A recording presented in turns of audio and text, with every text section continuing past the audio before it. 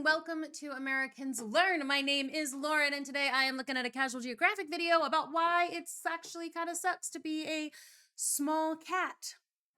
I've enjoyed a lot of cat videos recently, most of them by Lindsay Nicole, but I've seen quite a few by Casual Geographic as well, so I guess now we're going to learn about well, apparently the depressing reality. It's kind of sad, but in any case, let's find out.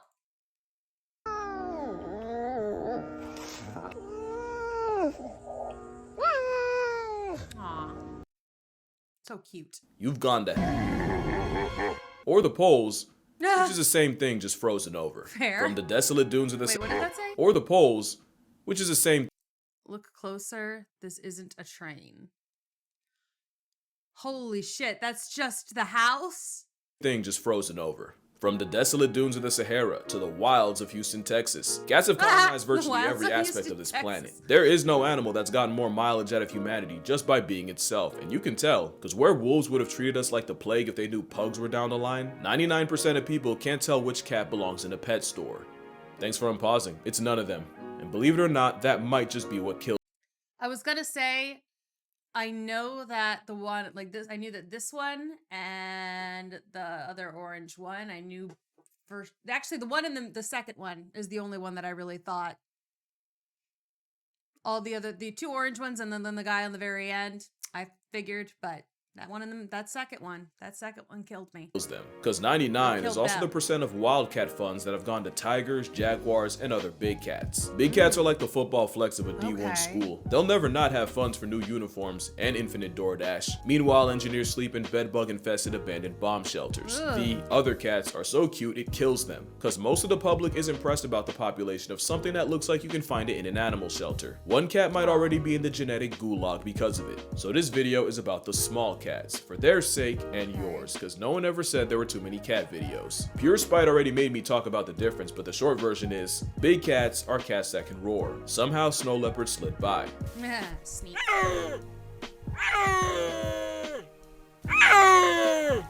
Basically, a modified hyoid bone is what gives big Snow leopards want to talk to the manager, is what I've always said. cats the ability to evacuate your bowels. So whenever someone tries to argue cheetahs, I just let the cheetahs speak for themselves. Because vocal Viagra to a bird watcher does not a big cat make. Cheetahs are built like the work of a malicious genie. They wanted to be the fastest so bad, now they speed run through life. Being the fastest thing on legs gives them a respectable success rate. But that success gets nerfed when about 10% of their kills gets taxed by lions, leopards, and especially a That's a lot. predatory laugh track. And unlike leopards, their claws and conflicts are both non-retractable, so cheetahs can't even do the cat thing and climb from their problems. We Aw, used to think man. cheetahs ran so fast their brains overheat after, when really, it's the stress of knowing they're a main character visit away from having concepts for dinner. Or maybe it's the anxiety of their last hookup possibly being a blood relative, since the spotted doormat survived not one, but two major bottleneck events, largely by keeping it in Oh, the wow. family royal style, which is why Okay. the current cheetah gene pool is more like a puddle and not even yeast is that inbred. Cheetahs are Oof. so anxious that many in zoos have emotional support dogs to serve Yeah, they as role do. models for I was hoping that he was going to talk about the emotional support dogs because it's cute because they're so social.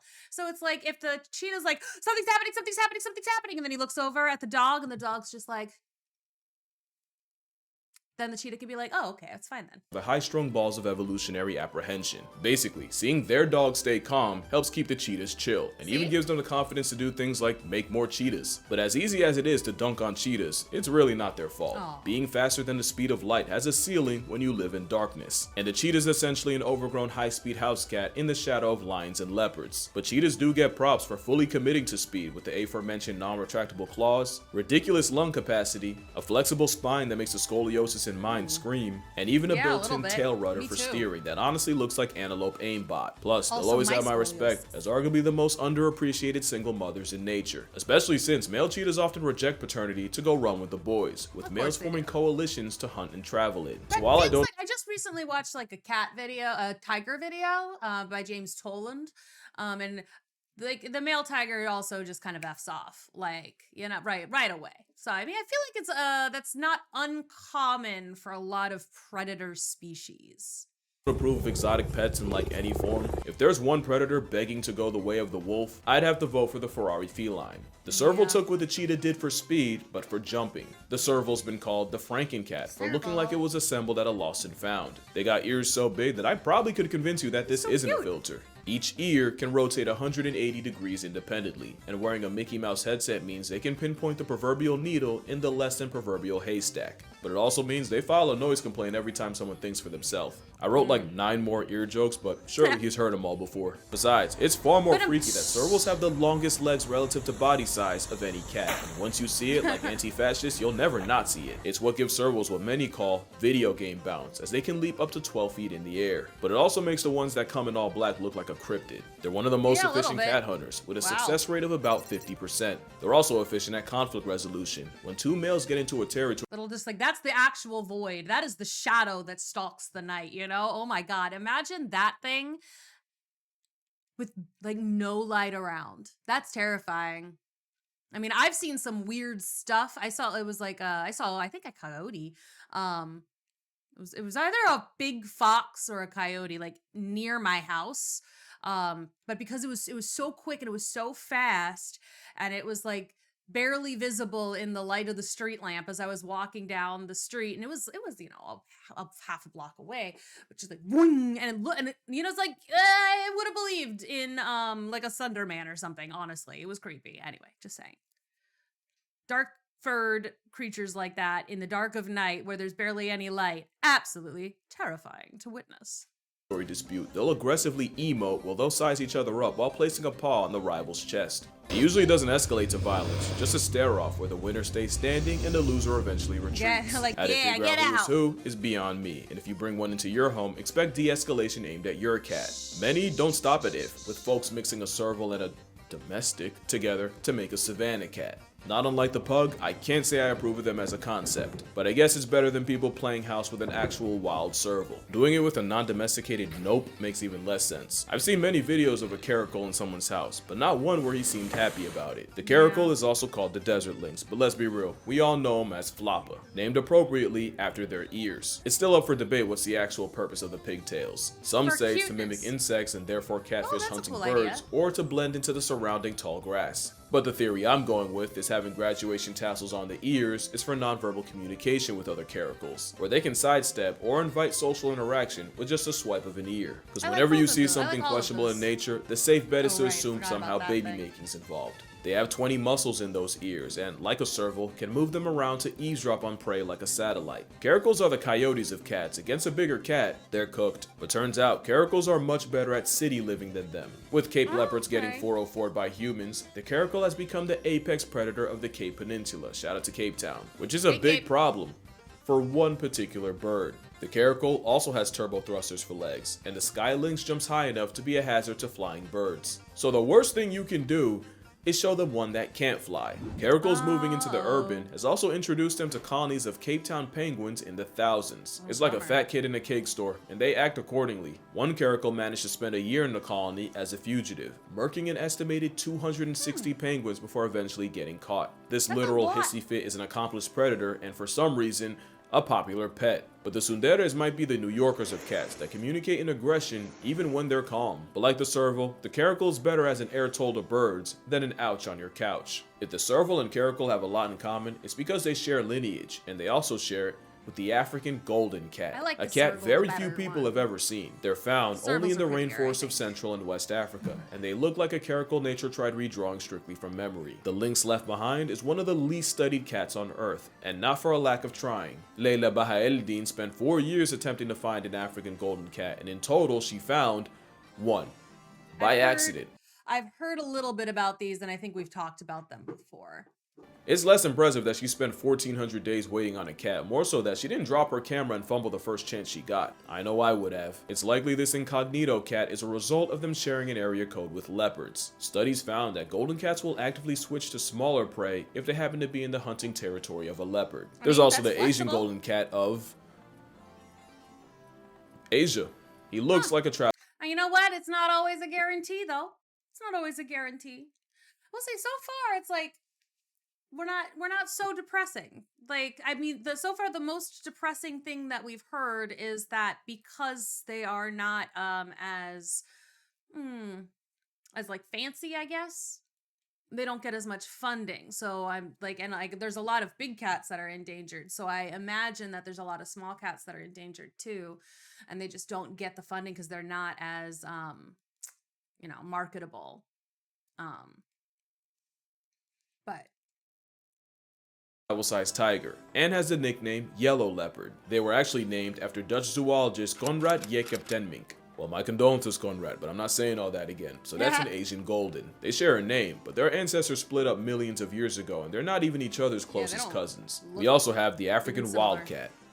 To be fair, he is. There's also the Asiatic and European wildcat, and fun fact, the European wildcat's scientific name is how the Looney Tunes Sylvester got his. If you have a pet cat though, direct your gratitude to the African variety, as they're the ancestor of yours. About 10,000 years ago, the African wildcat domesticated itself in the Fertile Crescent of the Middle East. You see, when humans were nomads, there wasn't much care for a cat, but once we switched to farming, the mouse-murking whiskered one became an asset, and just like that, the cat secured arguably the best possible job for itself. And since the cats barely had to change their playbook, the African wildcat is a dead ringer for something you'd find in the average American house, which is a big problem for the other wildcat. The European cat can also be confused for a kennel jockey, at least until you take them home, as European wildcats are notoriously impossible to have as pets. Naturalist Francis Pitt didn't buy the untrainable label and attempted to hand-raise one named Satan. Satan was like an indoor duration. Look, I might call my cat Satan too. You know? Lucifer, like the cat in freaking Cinderella. She named that cat Lucifer, which is still really funny to me that like a woman from like whatever the 1700s or whenever Cinderella is supposed to take place, 1800s. Whenever that is supposed to take place, not 1800s. There was no guns. When does Cinderella take place? Anyway, from that day and age, names her cat after the devil. I find that odd. Lucifer, I will stand on the ground of like Lucifer really didn't do anything wrong in that movie though. Like, he was just a cat. That give Francis an experience befitting his name. Wildcats don't just dislike humans. European wildcats and domestics have been avoiding each other for about 2,000 years. But by the 60s, the wildcat population flirted with zero, which likely led to them and domestics pumping hybrids out. It's kind of like how wolves were once so down bad that they settled for coyotes and now we got coy wolves. Except with European wildcats, the effort succeeded in polluting the pure wildcat gene pool, with very few of them left. They've nearly literally screwed themselves out of existence. And good luck rallying support when the average person sees its doppelganger on their yard every day. There's also the Asian wildcat, also known as a desert or steppe cat. Same story as the other two, except there's something inexplicably satisfying about this one. Maybe it's the sand coat seasoned with marks to help break up its outline. Their existence is proof that I could never cut it as a cameraman. Put this in my sight, I would lose all professionalism and likely my lips as I pss myself out of a job. But they have nothing on the deadliest cat on the planet, which it isn't actually him. Didn't I say this wasn't a big cat video? Weighing about a bag of flour, the black-footed cat is the smallest cat in Africa. It's also pound for pound, the deadliest. Because it has like the highest success rate, right? They'll pack up more prey in one night than a leopard will in 6 months, and they'll life deprive up to 14 animals in that night. Blackfoots might as well wear red bottoms. They have the highest kill rate of a cat, one that doubles lions, and it's believed one cat can erase 3,000 rodents in 1 year. The assassin named Anthill Tiger has to kill up to 20% of its body weight in prey a day just to fuel its metabolism. They have 3 ways of stacking bodies. The fast hunt, where they see again maybe this is like a little bit of a more unfortunate aspect of being a smaller cat. Is like because the bigger ones, they don't have to kill as often most of the time. Like they can go a couple of days between meals, and like if the little ones can't, that is maybe a fault. You know, that's not a feature, it's kind of a bug. Like the bigger cats, like this one might have the highest kill rate of 60% or whatever, but the bigger cats don't need to kill as often, which is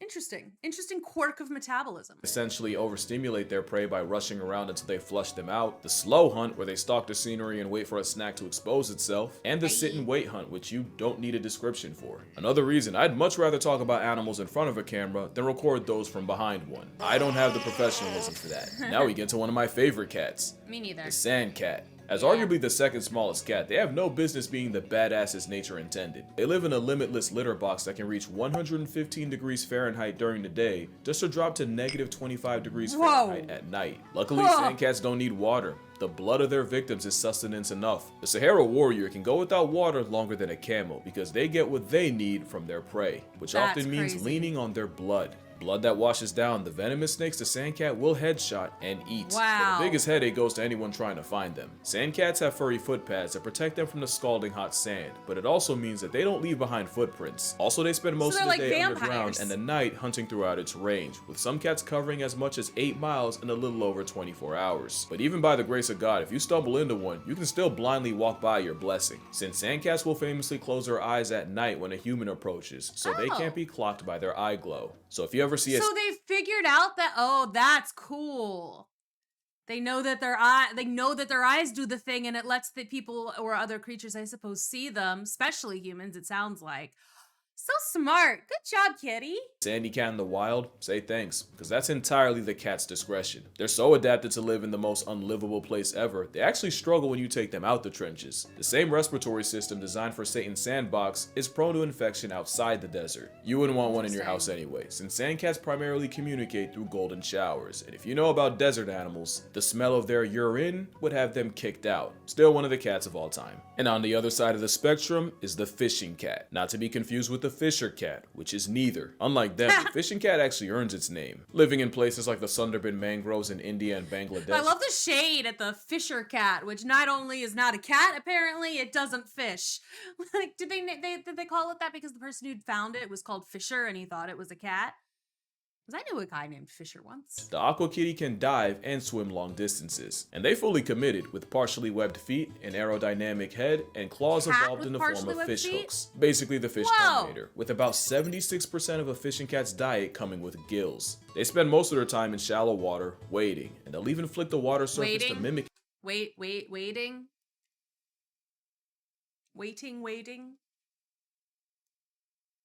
That was the joke, right? That was on purpose. It's hard to tell sometimes with him. Like, because he makes a lot of these jokes, but a lot of the time when he's making a joke like that, he stresses it a little bit more. Insects in order to fool the fish. They're capable climbers too, and scientists have clocked them snatching baby birds out of nests. Fishing cats might be the feline raccoon equivalent, as they've slowly been moving into city areas of places like Sri Lanka. It's not that out of place to be walking down the street and see a feline fisher hunting in a garden pond, and some are even popping up on rooftops and in attics. Really a catastrophically, no pun intended, underrated cat. And that's actually a problem. They're vulnerable, it's just that most people don't even know they exist, so they get shafted on funding. The flat-headed cat is even less known, and honestly, they got hoed hard body. If we would have found them first, they probably would have taken the fishing title. Up to 80% of a flathead's diet can be fish, and those eyes that are almost uncomfortably close together give it perfect binocular fish flatlining vision. Dog, even their toes are more webbed than the alleged fishing cat. But this Auburn aquatic got stuck with flat-headed. Yeah, no, I'd be mad too. I mean, again, it kind of looks like I'm just getting like maybe lemur vibes. It looks more like some kind of lemur or bush baby or something than a cat. Maybe if they had a cuter name, more people would care about the fact they're likely Southeast Asia's most endangered cat, with less than 2,500 left in the wild. Not like the leopard cat. They're privileged enough to have two flavors, the Sunda leopard cat and the mainland leopard cat. In fact, they're the most widespread wildcat in Asia, found from India all the way to North Korea and China. Also, shout out India. They got the most types of wildcats in their country, with a record of 15. The leopard cat is also a swimmer, and has been known to colonize islands. Disgusting greed. In fact, there's a leopard cat variant that only lives on the Japanese island of Iriomote, with possibly under 100 left in existence, making it arguably the rarest wildcat. The leopard cat exists in many forms, so of course folks done turned it into a pet. The Bengal cat is the result of a leopard cat and a domestic mating. Apparently the creator's logic was if people could buy a cat that looked like a leopard cat, less people would buy the real thing. I don't know if I like that logic. I think there's enough cats. That being said, bro got that on. The Borneo Bay cat is a I've heard of familiar Bengals. situation, but instead of Iriomote, the only place you'll hypothetically find them is in Borneo. Hypothetically, because the Bay cat is basically a living theory. They've only been recorded less than 100 times in history, and between 1874 and 2004, only 12 Bay cat bodies have been studied. They straight up disappeared for 60 years, because after being discovered in 1856, by 1928, they seemingly fell off the face of the earth. That was until someone pulled up to the Natural History Museum in Sarawak in 1992 with a half-dead Bay cat. Since then, we haven't learned much. We really don't know how they hunt, what exactly they hunt, how they raise their kids, how they... I think this is another one of those pictures I'd seen. I'd seen this photo and I'd seen the video of the cat like going across the little caught on nature cam. Like, because I know that they're rare. But it's also one of those things like with these small cats, there's a lot of the ones that I've kind of heard of, but I get them all conflated and mixed up in my mind.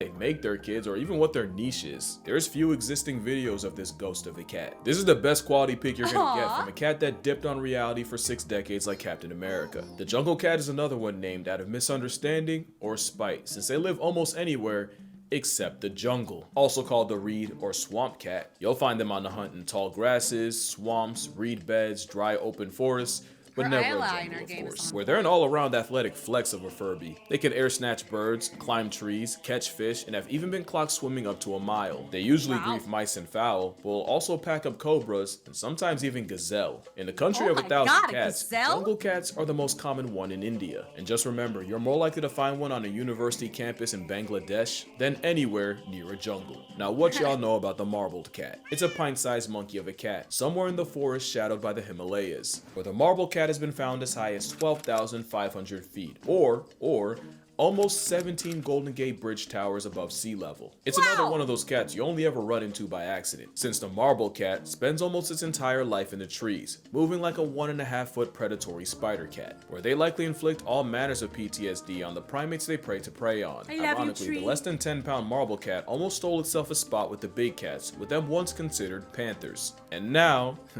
we get to one of my favorite cats of all time. Look at this dude. The clouded leopard is like a cat forgotten by time, an animated mosaic and living relic from an era long left behind. The clouded leopard is considered the missing link between big cats and not big cats, mostly because, like cheetahs, they talk themselves out of the big cat spot.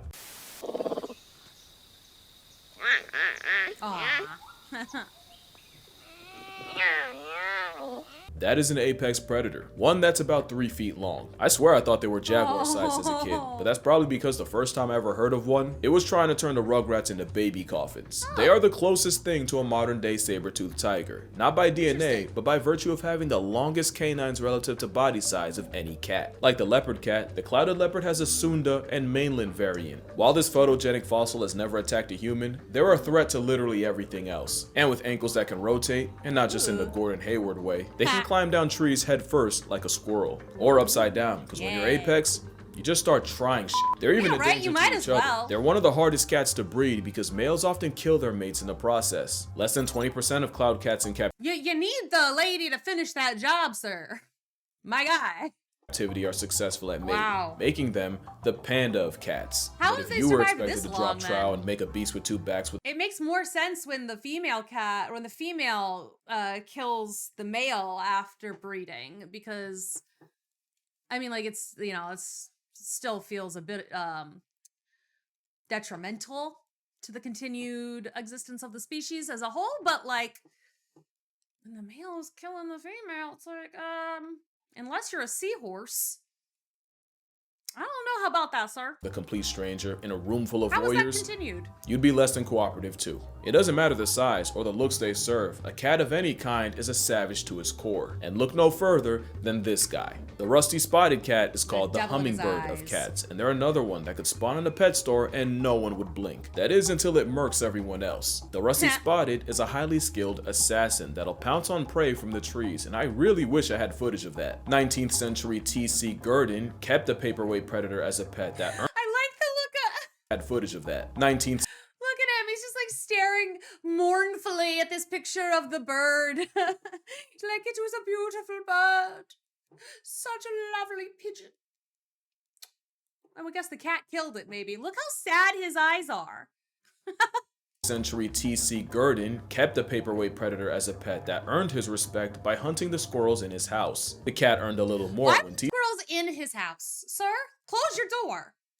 T.C. caught it attempting to choke out a gazelle by clamping on its neck, and the cat had to be physically removed from the now surely traumatized gazelle. That doesn't change the reality that this cat would get my credentials confiscated if I ever had to film one. I wouldn't have that problem with this one though. Not because he's not cute, but because he looks terminally unenthused by life and I don't want to add to it. The palace cat, also called a manul, is in a perpetual state of ain't funny. They actually learn to growl before they even open their eyes. They're born beefing with life, and believe me, they have their reasons. Maybe it's because their choice of home can be negative 58 degrees Fahrenheit in the winter, all the way up to 90 degrees Fahrenheit come summer. Or it might be the fact that living in God's waiting room with limited exposure to pathogens means palace cats are highly susceptible to getting folded by disease when they leave the mountains. It's possible it's because their mating ritual involves the male just following around the female for days until she's ready, something I'm sure neither's happy about. Or it could be their scientific name being ugly-eared cat. I challenge you to find a picture of a palace cat that looks happy. This is the closest I could get. Just a temperamental ball of laundry lint that will use its tail as a blanket and will even stand on it to warm their feet. Speaking of which, it's just his resting bitch face. That's fine. This is an okay picture. He doesn't look upset here. He just looks tired. manul is actually the size of a house cat. It's just having the densest fur of any Just like these crunchy ass teeth though. cat gives it an adorable sleeper build. The palace cat is notably afraid of humans and will go out of their way to avoid them, unless you feed them. You could never convince me not to love me some palace cat. Not even a palace cat itself. You could fix your face though.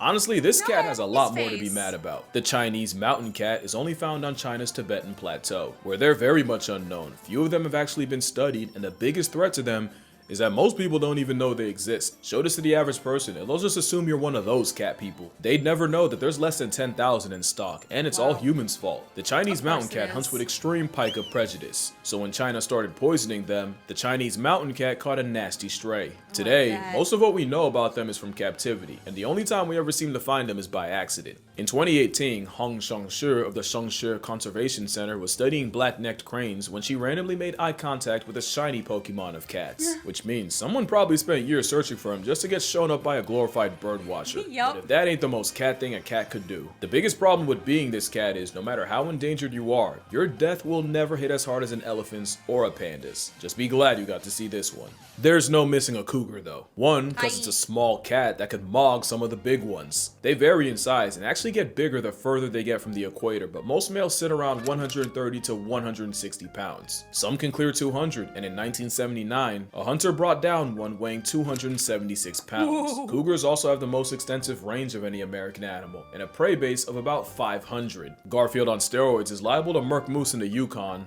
and rodeo ride guanacos in Chile. Cougars are the CrossFit freaks of cats, with Olympic medaling bounce while being able to swim a mile and travel over 1,000. They also might be the most ethical killers. They're a predator with a preference not to scavenge and would rather eat what they kill. Cougars are also way more generous than anyone thought, with many being caught sharing kills with other pumas. From 2012 to 2015 in Yellowstone, 118 interactions were recorded between at least two cougars, and 60% of these occurred at kills, and many of them involved sharing. In fact, there's a scene from Our Planet where a teenager who just left his mom attempts to steal food from a giant mountain of a male twice his size, and in a complete plot twist, the old man let the little one slide. But there's one predator that gets absolutely no love from cougars. Because mountain lions and wolves have a blood feud, where wolf packs will gang up on any lone lions, but one-on-one, mountain lions commit first degree on a wolf. But recently, there's been— I mean, he knew what was gonna happen, that guy. Because he had his whole leg. I'm sure he has lots and lots of padding and stuff. It seems like that is the enrichment or whatever for the animal, but it seems like a dangerous gig.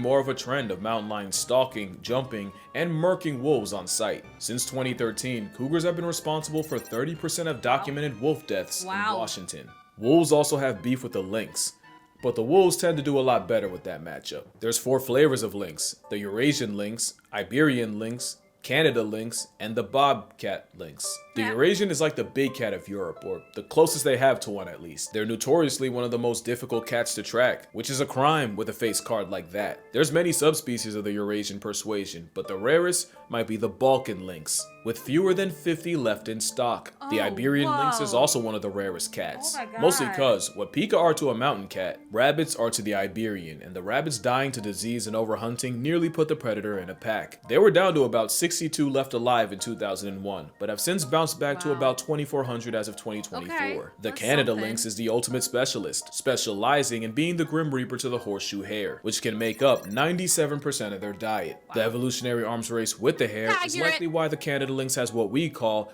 proud family feet. But the most notable thing about them is their arguments are probably why the Appalachian Mountains have the reputation they have. So freaking cool.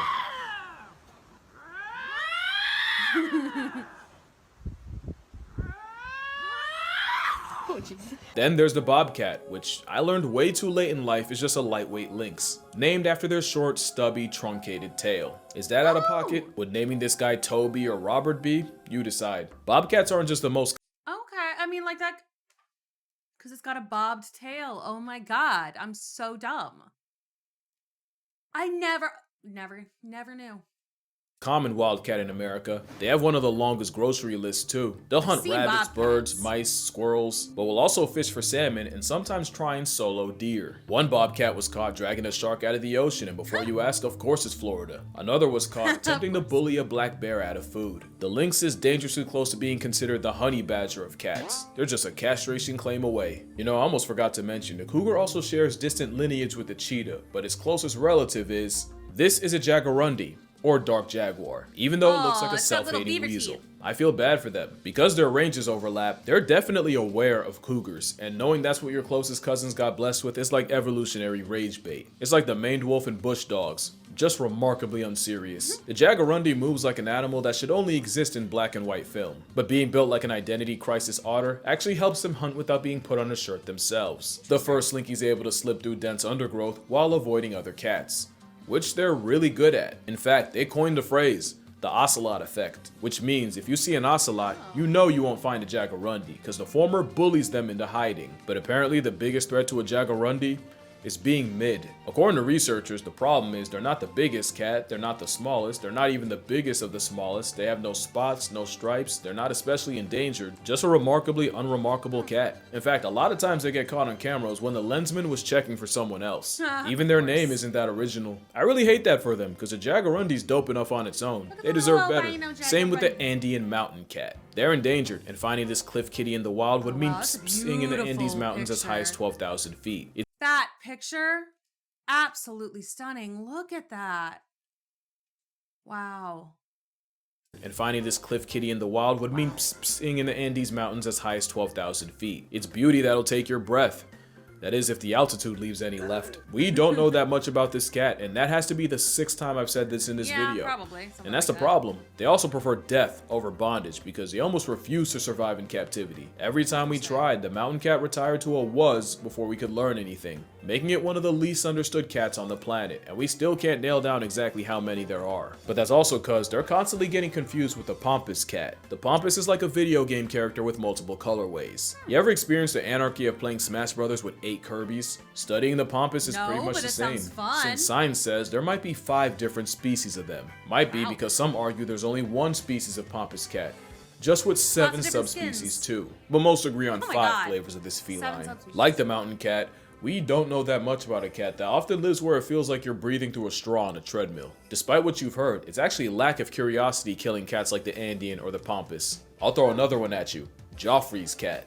Named after some French dude, so more like Geoffrey. Another problem with being a house cat is people will pick them up thinking they're a house cat without a home, only to find out at the vet, which has to be annoying. It's kind of like snatching the vertically challenged off the street and then trying to put a grown man in a booster seat. To be fair, that's the black morph version. I promise you I'd make the same mistake. Joffrey's friend has also been called the salt cat because they've been seen stalking places like the salt flats of Bolivia. Wow. It's one of the most common wild felids in South America, and their color actually changes depending on where, with Joffrey's flexing a leopard colorway in the north, but wearing a silver coat in the south. They've also been called fishing cats, and people have seen this pet-sized cat crossing raging rivers 100 feet wide.